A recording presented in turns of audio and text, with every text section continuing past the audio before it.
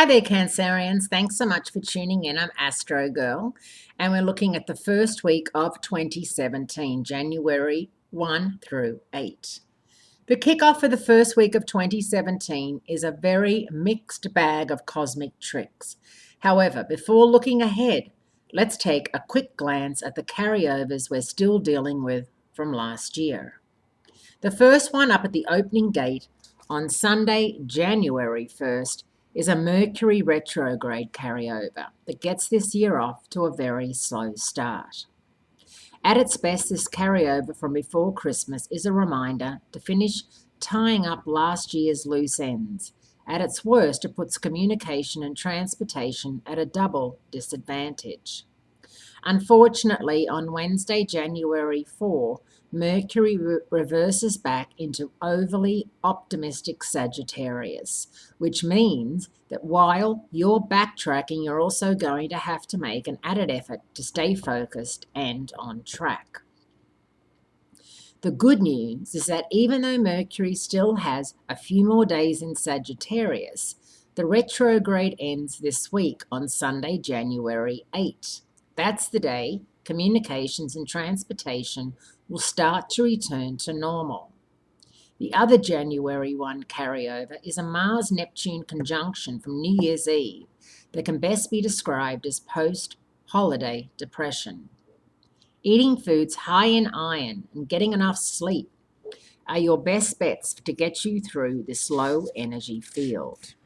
As we look ahead, Cancerians, the first week of the new year also has some great news from a Jupiter-Saturn sextile, a positive shift for Venus, for you a very positive shift, and a one-time meeting between the Sun and Pluto.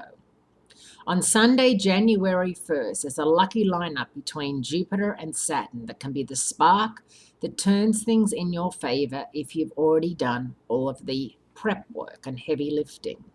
There's also great news for relationships on Tuesday, January 3, when Venus, the goddess of love, moves into Pisces, her second favorite place after Taurus. And for you, your fellow water sign, perfect match, and ninth house of spirituality and higher education.